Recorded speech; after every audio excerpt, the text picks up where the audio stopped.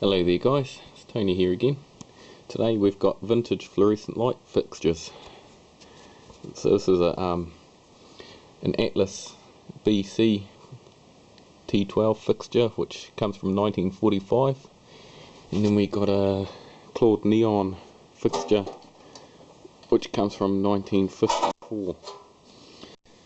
So the BC fluorescent fixture originally came from England.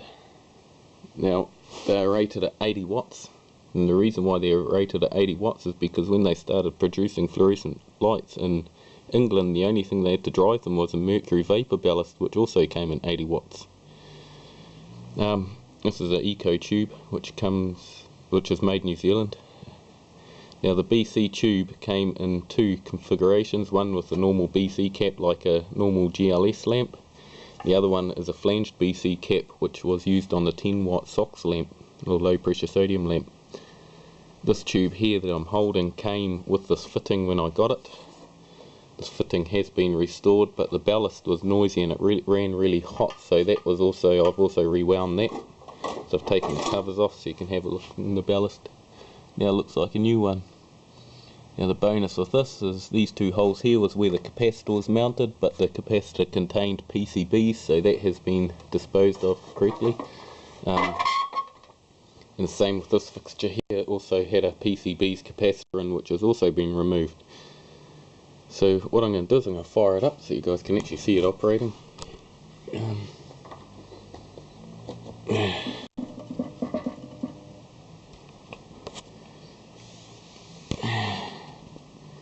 Nice that you can actually see inside them as well, because it's got a big clear patch inside. You can actually see it inside and see the electrode. So this tube here was actually brand new when I got it. It was actually in the back of a powerboard depot, and I got it back in 2003 when I was doing work experience with the powerboard.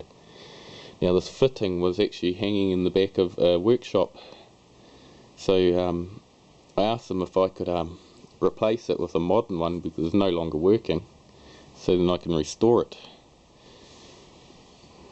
If you look at the starter, so what we'll do is we'll grab a more modern size starter and show you the size difference.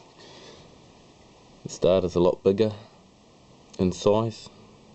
They actually have a 4-pin starter, but the starter that came with it is a 2-pin starter with the glow bottle in it instead of being a thermal starter. So yeah, when fluorescent lighting came out in New Zealand, it came out in two sizes. One was 5 foot long, 80 watts, and the other one was 4 foot long and 40 watts. Now the 4 foot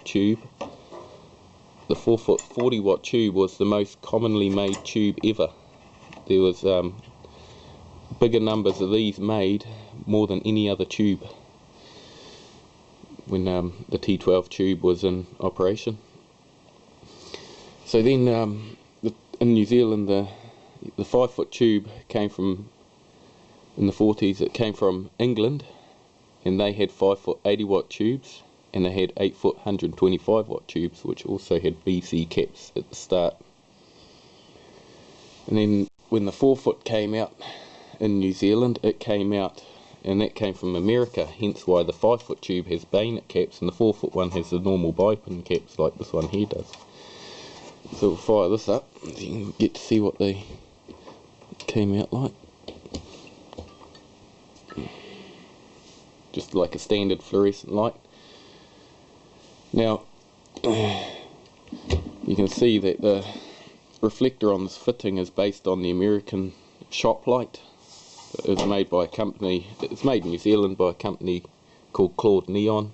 Now they're called the bulldozer blade obviously because when you stood up on the side they look like a bulldozer blade. So what we're going to do is we're going to pull it apart and have a look at the ballast inside here.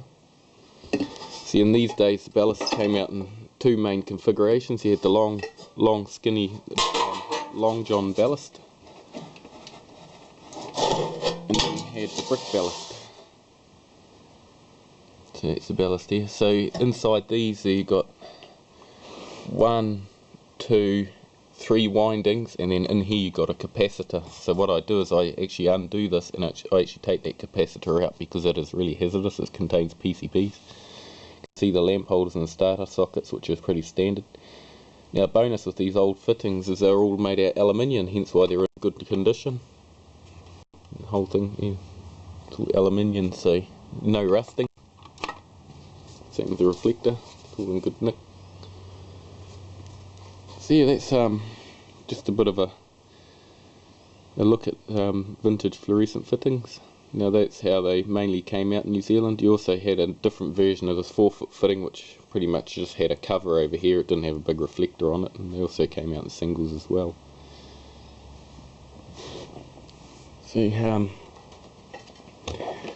in my BC fittings that I'm using, what I've done is I've got a normal, just a later T12 fitting. I've actually made the end cap because these are the only 2 BC tubes that I've got, and I don't want to be using up original tubes. So yeah, it looks very similar and works just as well. So although that is actually 65 watts, it's not actually an 80 watt tube, but there's not really that much difference in them electrically. So yeah, there we have it. We have another fire one.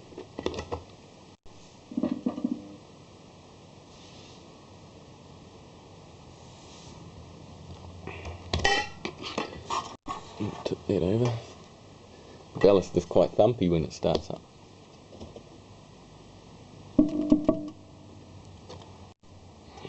So when I got this, all this wiring in here was all shot, it was all corroded. Now also another thing I didn't like, which is one of the reasons why I really actually done this ballast, was these connections here were made out of Bakelite, and the Bakelite had gone brittle and broken away around here, leaving bare screws that were alive. Now that was very close to this cover, so I didn't particularly like that, so I've also replaced these connections. So it's pretty much exactly the same. You see the original condition this fitting was in, but I have redone the outside. Let's have a look at the 4-pin starter.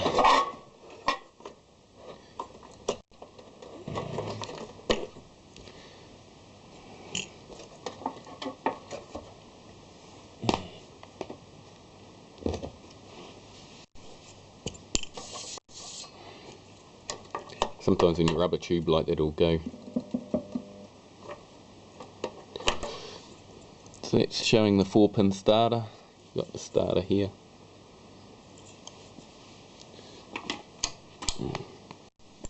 Compared to a modern size starter.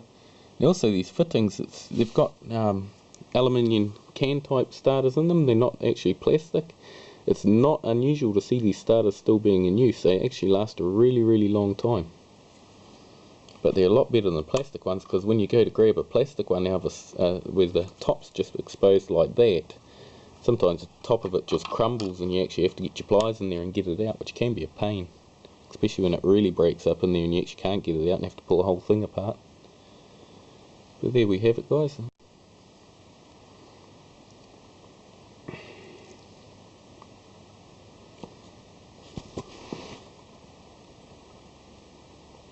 See, when you get these 4-foot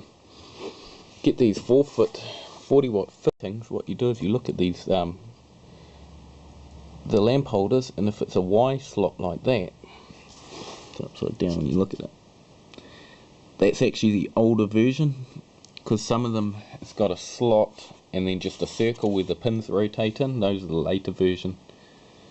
So it's looking at the lamp holders is a better way of telling how old it is.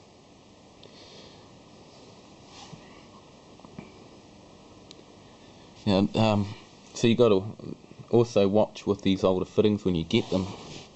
The cables actually also can be made out of asbestos. So when you get asbestos cables, you got to actually remove them, because there's nothing actually sealing asbestos fibres inside the fitting. They can just come out past the reflector. So what I do is I spray them with PVA glue, cables, and then I replace them. So the asbestos and the PCBs filled capacitors are actually handed into a place so then they can be disposed of correctly, because that's also a big goal, is to get rid of the PCBs and stuff like that. So yeah, so these fittings are now safe. Now it's also to remove the tube out of this, you actually got to undo this here. Now, which I also think is a good idea, because if this tube happened to be broken, there's nothing worse than when you got the ends come out and the whole tube just hits the ground. That's the whole tube. Now the tube will still stay secure and just hang out of the fitting. It won't actually hit the ground and then make a hell of a mess.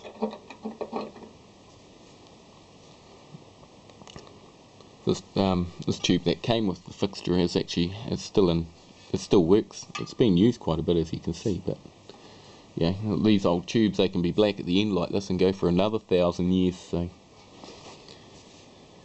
here we go. Here we go, guys. Sweet.